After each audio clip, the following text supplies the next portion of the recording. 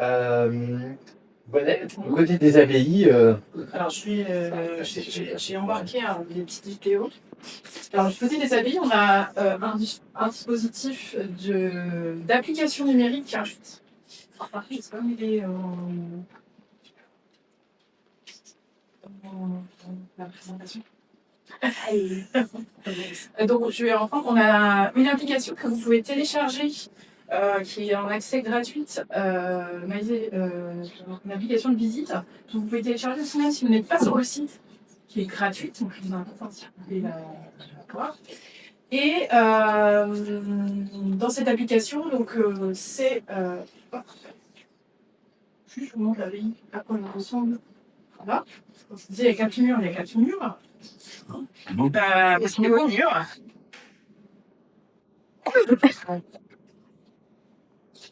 Voilà, ce sont des beaux murs. Il faut imaginer que je suis là, il y avait 2 fois la hauteur. Et dans des volumes, c'est semblable à Notre-Dame de Paris. Et l'abbaye est construite sur un éperon rocheux, donc très visible de loin. Je trouvais de marais. Et donc, on donne à voir. Je suis y allée. Tac. Ici. Alors, c'est la une. comme tout le monde. Ah, je suis désolée. Non. Voilà. Donc, c'est un dispositif de réalité virtuelle qui est injecté aujourd'hui dans une borne qui est sur site, qui a été initialement prévu pour ce dispositif que vous voyez à l'écran. Les agents étaient en charge de manipuler les téléphones, fournir les casques. Covid étant arrivé par là, ça a été vite supprimé, remplacé par un outil, mais ça vous donne un petit peu ce qu'il y a à voir quand le visiteur se trouve sur le site, en fait, tant dans l'appli que vous avez en VR, c'est-à-dire que sur le point NFC, quand vous arrivez sur le point, voilà, l'appli va générer la 3D, ou dans la borne qui est fixe, vous allez voir des vues de l'abbatiale que vous voyez ici à l'écran, qui vous reconstituent tout ce qui n'existe pas plus après les recherches et les études qui ont été menées. Voilà. Donc c'est un travail qui est développé par la conservation des musées au niveau des abbayes. Et c'est très apprécié. Après, on est très observateur et puis j'enchaîne un peu sur l'usage et comment les publics se comportent par rapport à ces dispositifs. Merci beaucoup. Didier, quand tu vois ça, toi, en termes de rigueur scientifique, qu'est-ce que ça te... Alors, déjà, la rigueur scientifique, moi, je suis pas du côté de l'historien et du géographe ou du histoire de l'art. Je ne juge pas de la qualité du contenu. Par contre, c'est vrai qu'on voit qu'il y a des curseurs entre ce qui est de l'ordre de euh, montrer comme étant une réalité scientifique et ce qui est de l'ordre de la fiction ou ce qui est de l'ordre de l'image d'artiste. On voit bien qu'il y a des curseurs qui naviguent et c'est pas ça. On a parlé un petit peu de ça. Il y avait un groupe qui avait évoqué ça ce matin et c'est quelque chose qui est délicat.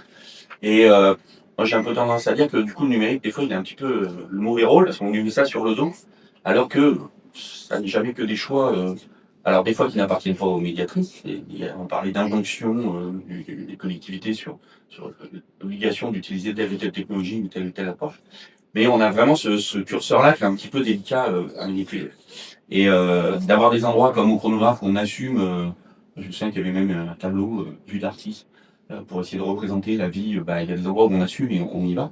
Et là, la capacité du numérique à amener la capacité émotionnelle du son, des effets waouh de 3D ou des choses comme ça, là, le mec peut jouer à plein son effet sur les émotions, sur l'immersion, on va embarquer les gens et ça peut être fort. Et puis, on a d'autres lieux où la volonté du conservateur, ou la volonté scientifique, elle est beaucoup plus forte, qui peut être justifiée aussi, parce qu'on ne veut pas dire de bêtises, on veut rester. Et là, c'est pas de la faute du numérique, si le dispositif, alors, je vais pas te donner lieu, parce que je crois que le dispositif n'y est plus, puis comme c'est une critique, on va être gentil. Mais j'en parlais vite fait ce matin, il y avait un lieu archéologique aussi, où il y avait un entrepôt romain, et on peut se balader dedans dans la reconstitution 3D de l'entrepôt, et l'entrepôt est complètement vide. Donc vous n'avez que des murs et rien. Il y a la question, mais pourquoi vous ne voulez pas un peu animer les choses? Alors, vous voulez un chien, des bottes de bail avec le vent, j'en sais rien, des choses un peu vivantes. On m'a dit, bon, la technologie était un peu vieille, on ne pouvait pas encore trop rendre les choses à lui. Mais les entrepôts sont vides, il n'y a rien sur les étagères, et là, la réponse a été, on ne sait pas ce qu'il y avait. Et alors qu'à l'époque romaine, on sait très bien comment on conservait les éléments quoi, mais comme il n'y avait pas de preuve qu'à cet endroit-là, c'était des amphores, pas des tonneaux, et ben ils ont préféré ne rien mettre. Et donc c'est un dispositif qui passe complètement à côté parce que à vouloir avoir une belle rigueur scientifique installée dans l'outil numérique, en fait, il est totalement vide d'informations, de sens. C'est vrai que ce curseur, il n'est pas tant la faute du numérique, mais je pense que le numérique, des fois, alors, exacerbe ça, parce qu'on crée des outils qui peuvent être ou très sur l'émotion, et il n'y a plus que ça qui ressent, ou très déceptif, parce qu'à force d'attention en rigueur, il y a une attente du numérique que je veux du contenu, et puis bah, il y a rien dedans, et donc on a fabriqué un outil qui déçoit les gens. Donc ce curseur, il n'est pas facile à placer, et là on voit qu'il finit. Du coup, ça veut dire, est-ce que l'outil numérique est à destination plutôt des chercheurs pour comprendre le passé? Et il y a la transmission de l'autre côté qui n'est pas tout à fait la même chose. En termes de choix, vous, mesdames, dans vos structures, est-ce que vous savez comment le choix s'est effectué justement de la rigueur scientifique dont parle Olivier, jusqu'où il faut pousser le détail de la restitution? Si je compare ça à un modèle numérique, l'effet waouh, parfois on n'en a pas besoin. Je veux dire, des fausses couleurs, ça suffit à expliquer les choses. Juste du filaire, quand on parle de bâtimentaire, le public peut comprendre. Il y a 20 ans, c'était pas rentré dans les mœurs, en fait. Mais maintenant, ça ne pose plus de difficultés. Donc, comment s'effectuent ces choix, vous? Est-ce que vous travaillez avec les médiateurs? Est-ce que vous écoutez le public? Voilà, comment ça s'opère? Est-ce que si demain, vous aviez des trucs et astuces, des bons conseils à donner, là, quels seraient-ils? Ouais, oui. Moi, j'ai un autre cas que j'avais présenté, c'est-à-dire qu'on a eu une étude archéo en 2021, qui est portée par l'INRAP, le département, et une consultée d'Ivetus qui a travaillé beaucoup sur le bâtiment conventuel de l'abbaye de Maïzel, donc pas ce que je vous ai montré, mais un autre bâtiment qui s'appelait à l'époque bâtiment des pèlerins et qui a changé suite à ses études de dénomination, qui est le bâtiment des hôtes maintenant. Et s'est posé la question de qu'est-ce que dans ces recherches on reconstitue pour donner à voir en fait au public. C'est le propos de Florent. Et donc dans les reconstitutions qui ont été proposées, on a, par exemple pour la cuisine, on a imaginé ce que pouvait être la cuisine de l'abbaye à l'époque, mais on a imaginé d'après d'autres outils scientifiques qu'on avait à notre disposition, qui pouvaient être les mêmes à cette époque-là, mais qui ne sont pas ceux qu'on a retrouvés à Maizet. Donc on a été chercher des informations dans des œuvres et des travaux de recherche similaires pour se dire, puisque là-bas c'était comme ça et qu'il y a des preuves, potentiellement, chez nous c'était comme ça. C'est toujours un parti pris, en tout cas pour le département de la Vendée, pour la conservation aujourd'hui, de s'appuyer sur des preuves archéologiques et de se dire, on donne quand même à voir pour que le public puisse comprendre, en y mettant des guillemets. C'est pas apporter une bonne réponse, hein, c'est parler du curseur tout à l'heure, mais on l'assume. C'est-à-dire que dans le propos des médiateurs, ils vont très clairement, en tout cas pour ceux qui travaillent aux abbayes, avoir le droit et l'autorisation de dire bon ben voilà, le postulat il est celui-ci. On n'a pas la preuve tangible que, mais tous les éléments autour nous indiquent que potentiellement on est quand même à peu près sûr. Maintenant, on sait que l'histoire et la science et les recherches sont toujours en mouvement, donc peut-être que dans 5, 10, 15, 20 ans, on pourra affirmer que Aénor de Châteauroux est bien enterré à Babylone. Voilà. Ou que Maizet était un lieu de réception et d'échanges diplomatiques, politiques. Ça veut dire qu'il faut adapter l'outil numérique et faire évoluer. Je vais poser une question un peu pas piège, mais est-ce que vous avez les codes? Est-ce que vous avez les droits pour pouvoir faire évoluer ces modèles numériques, par exemple? Alors au département, c'est un peu particulier puisqu'on a le service de la conservation et le service, on va dire, de gestionnaire des sites. Et c'est deux entités qui aujourd'hui fonctionnent très indépendamment l'une de l'autre et les outils nous arrivent déjà faits et nous charge à nous de les exploiter comme ça. Donc c'est un peu difficile quelquefois. Ça tend à changer quand même positif sur certains sujets, ça tend à changer. On intègre de plus en plus la dynamique de projet et on s'empare des sujets qui peuvent être les nôtres. Après, par exemple, dans l'application dont vous parlez tout à l'heure, je n'ai aucune marge de manœuvre sans passer par le service de la conservation. Donc, je disais un exemple tout à l'heure, j'ai changé de place un film dans le parcours de visite, mais dans l'appli, il est toujours là où il était il y a 2 ans. Et c'était il y a 2 ans. J'ai déjà informé il y a 2 ans que j'avais fait 2 dates. Enfin, voilà. Donc, il y a aussi ça, il faut s'adapter. Après, le film, il est dans l'appli, il est embarqué, donc je me dis que si les gens ne le voient pas vraiment physiquement là où il doit être, ils l'ont quand même dans l'appli. petit compromis qu'on a trouvé. Mais effectivement, dans les grosses institutions, enfin voilà, pour un département, une grosse collectivité, les choses restent encore aujourd'hui cloisonnées, même si elles tendent à évoluer. Et le temps est long entre les réactions publiques terrain, le comportement des visiteurs et l'adaptation de l'outil. Après, on a des guides, on disait tout à l'heure, qui vont être malins et trouver des astuces pour contourner l'usage de l'outil. Voilà. On avait un exemple, plusieurs exemples. Voilà, j'ai mis ça avec des joysticks et du coup les écrans se tournent. Normalement c'est une pratique individuelle et les guides ils tournent l'écran et puis ils utilisent l'outil pour le collectif. Ça prouve aussi que moi je prône l'idée de capitaliser tout ce qu'on voit par des connaissances et après de le valoriser sous une forme, parce que l'histoire nous a aussi montré que nos tactiles, HD, Multitouch, machin, tout ça c'est super bien. Hein. Il y a 20 ans ça n'existait pas. Voilà, dans 20 ans, peut-être qu'on aura encore autre chose qui va arriver. Et la connaissance qu'on a capturée, là, il faut absolument qu'on puisse la conserver parce que il y aura un nouveau dispositif qui va arriver. Vraiment, un des enjeux, il est là.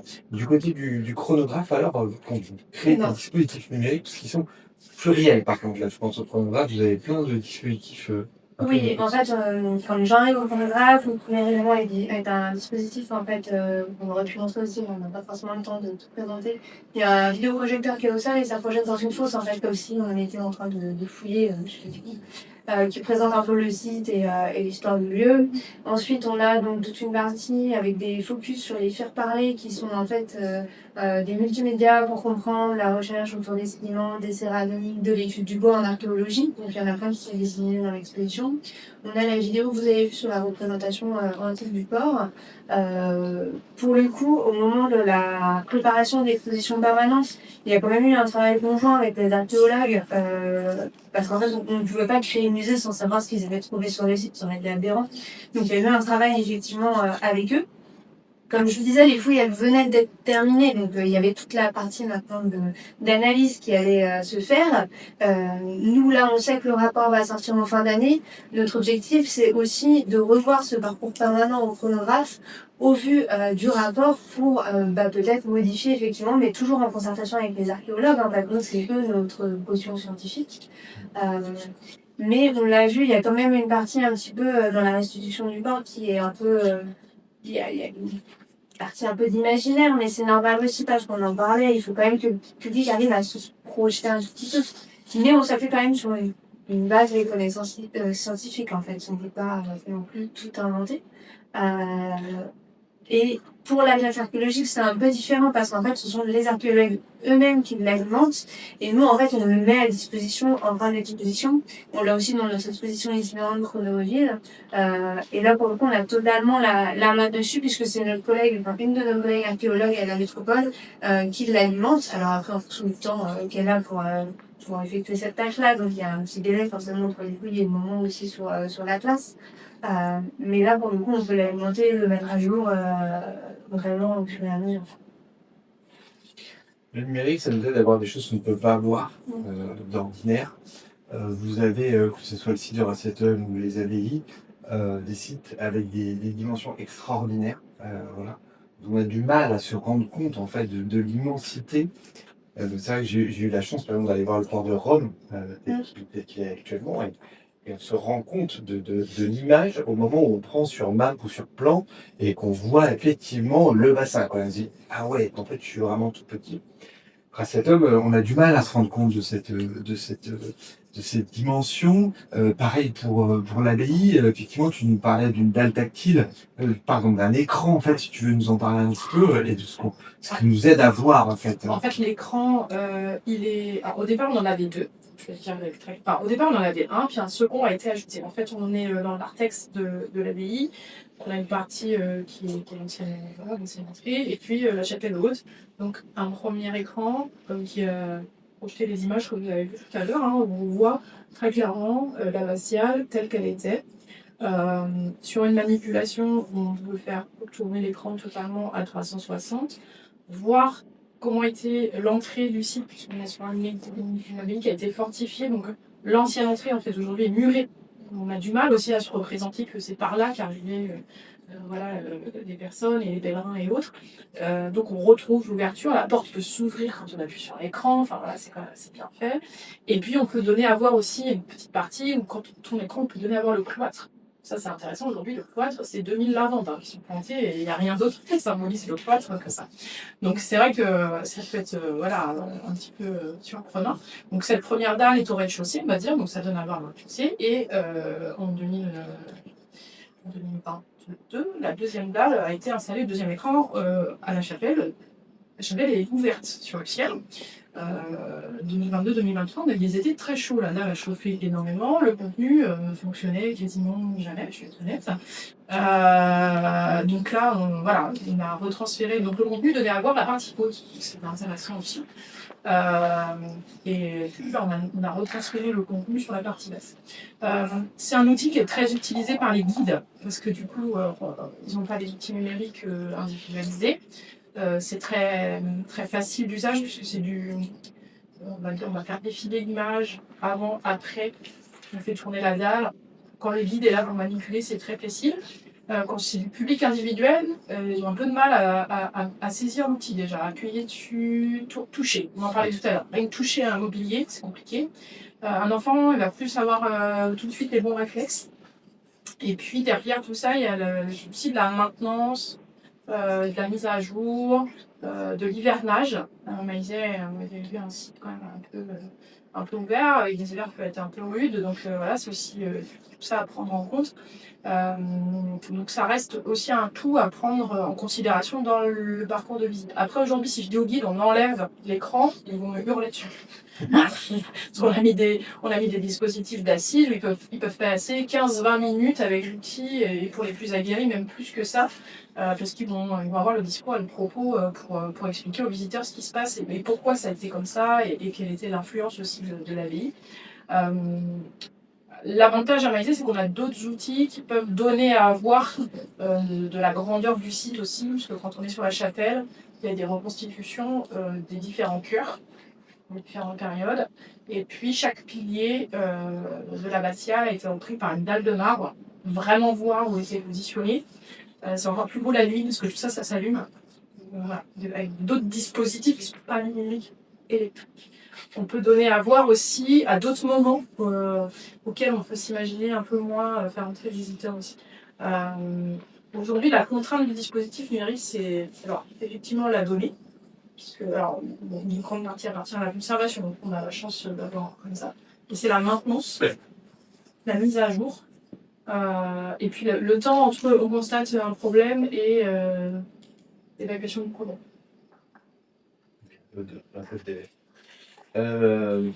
Merci pour ces précisions. Peut-être Olivier, pour rebondir sur le numérique, jusqu'où on peut aller. À t'entendre, Gwenaëlle, il y a un côté spectaculaire aussi pour attirer le public.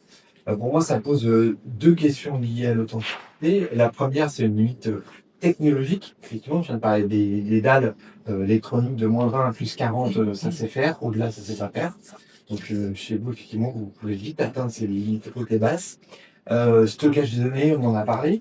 Et puis, il y a aussi d'autres limites du numérique, c'est déontologique. C'est jusqu'où il faut aller. Jusqu'où on ne peut pas aller, en fait, si c'est juste pour attirer des publics. On a vu tout à l'heure l'entreprise Les Fantômes. J'ai mieux compris, effectivement, quand on parle de Moment Factory, que c'est une émanation, en fait. Voilà, on est plus dans la poésie, dans le rêve autour du patrimoine, et on n'est pas dans la véracité scientifique. Voilà, c'est peut-être là où il faut arriver à faire attention sur les deux tableaux.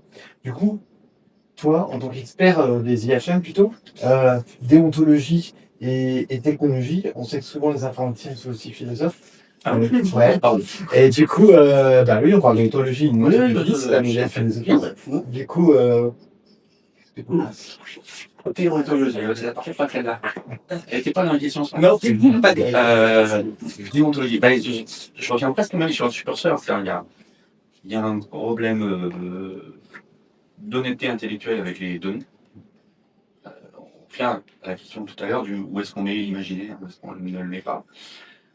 Pour taper sur les informaticiens, il y a une méconnaissance du statut de la donnée du côté des développeurs. C'est un savoir-faire On sent bien que dans les agences, plus petit à petit, on commence à avoir des gens qui viennent du monde de l'histoire du patrimoine, qui intègrent leurs équipes, et au sein des équipes patrimoniales des châteaux, des compétences technologiques qui passent aussi, ça commence à être pour eux. Mais on a encore beaucoup d'agences pour qui on leur a donné ces données-là. Point. Ça ne se discute pas, c'est la vérité première. Et leur dire que dans 5 ans, elle va changer. Non, c'est l'histoire. Pour eux, c'est quelque chose de figé. On n'a pas d'interview, c'est assez un petit peu fermé dans le discours des données historiques. Déontologie, moi je le vois aussi toujours sur la donnée, sur le côté, je vous ai la question tout à l'heure, mais sur qui est propriétaire des données. C'est un vrai débat.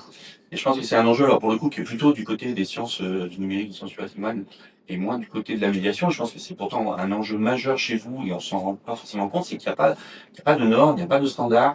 On n'impose rien à ces données-là. Elles n'ont pas besoin d'être accessibles, elles n'ont pas besoin d'être importables, elles n'ont pas besoin d'être compatibles. Donc, elles peuvent être totalement propriétaires d'une agence, et si l'agence coule, vous n'avez plus accès à rien. Voilà. En archéologie, il y a des standards de sauvegarde des données qui existent. Ça n'existe pas pour le reste des données patrimoniales, c'est des embryons. Et du coup, on a peu, si vous n'y pensez pas, donc cahier des charges à dire, je veux que ma donnée soit exploitable, je veux pouvoir la sortir, la changer, ou au moins la récupérer, voilà, qu'elle soit, ça passe classe parce que c'est toujours un petit peu des coûts en plus. Et donc, déontologiquement, pour le coup, l'agence, si elle n'a pas trop envie de jouer le jeu, elle va un peu mettre sous le tapis cette dimension-là. On parlait des statistiques aussi, ça fait pas partie de beaucoup de cahiers des charges que de dire je veux des stats, je veux que l'appli me dise où est-ce que les gens ont cliqué, enfin, est-ce qu'ils ont abandonné, à quelle réponse ils ont répondu, pendant combien de temps. C'est des choses qui sont très faciles à mettre en place et qui ne sont pas demandées. Alors, je sais pas si c'est vraiment de la déontologie, mais il y a un petit peu de jeu de dupe entre les agences qui pourraient tout à fait produire ce type d'applications et qui s'en gardent parce qu'elles ont des modèles économiques un petit peu compliqués. Et puis, vous qui parfois n'y pensez pas à exiger un petit peu ça, il n'y a pas de standard qui existe pour vous aider ou pour vous forcer à intégrer ça dans les cahiers des charges. Là, déjà, il y a un petit peu je trouve, de regard critique à faire sur ce statut même de la donnée, alors là, qu'elle soit historique, sciences et techniques, artistique ou autre. Alors, pour revenir sur l'art, pour le coup, c'est un endroit où le problème de la propriété intellectuelle est beaucoup plus tendu. Et donc là, vous inquiétez pas, ils regardent. Par contre, là, ils savent très bien qui est propriétaire, qui n'est pas, qui a le droit de faire quoi, là, parce que il y a un passé dans la propriété artistique des œuvres qui fait que on fait beaucoup plus attention que pour les vues du château. Mais c'est pourtant un vrai enjeu. Après, déontologique, il y a des problèmes de conflits techniques partout. Hein. Apple a essayé de déposer tous les gestes que vous faites, les sweeps, les 2 doigts, 3 doigts, ils essayent de les déposer pour en être propriétaire et avoir des royalties dessus. C'est des combats techniques dont on n'a pas forcément conscience, mais qui pourtant sous-tendent comment les gens utilisent vos dispositifs. Nous, on a un cas d'école qu'on montre à tous nos étudiants sans que le chronographe le sache, une tâche dévoilée. C'est qu'à un moment, ils ont une table où on peut faire semblant avec un tamis de creuser un peu et vous avez le choix entre une grosse pelle, une petite brosse, quel est le meilleur outil à ce moment-là. Voilà. Et elle n'est pas multitouch. Parce que elle date d'un moment où cette table ne pouvait pas être à 15 dessus. Quoi. Ouais. Sauf qu'elle est suffisamment plate pour que, et de devant et de derrière, toute la famille est autour. Donc tout le monde s'y met. Donc ça bug, ça marche pas.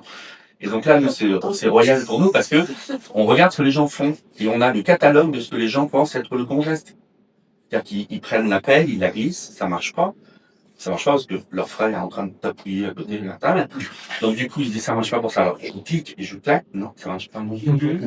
Si je fais ça, et on voit double clic, on les voit faire tous les gestes qui sont mentalement dans leur tête. C'est comme ça que je me charge d'une interface numérique. Pour essayer de trouver celui qui marche. En fait, sans se rendre compte, en fait, non, ça marche pas parce que le frangin est en train de faire, n'arrive pas à coller. Et du coup, on voit bien que ces gestes, ces appropriations qui sont aussi de l'ordre du technique, socio-technique, sont aussi des enjeux. Et quand vous demandez des applications, vous n'allez pas jusqu'à dire je veux que pour faire ça, ce soit un double tap, que ce soit un sweep à 3 doigts, ou que sais-je. Si vous me demandez, c'est vraiment parce que vous avez une idée très très très très précise. Hein. Donc vous allez faire confiance à l'agence qui va vous le faire. Or, il y a des enjeux techniques aussi derrière qui vont faire en sorte que votre appli va être facile à utiliser. Il y a tout un tas de guerres un peu techniques comme ça dont on n'a pas forcément conscience. Merci de recentrer sur les données. Je pense que c'était important. Effectivement. Je sais pas si je vais avoir la question. Nickel.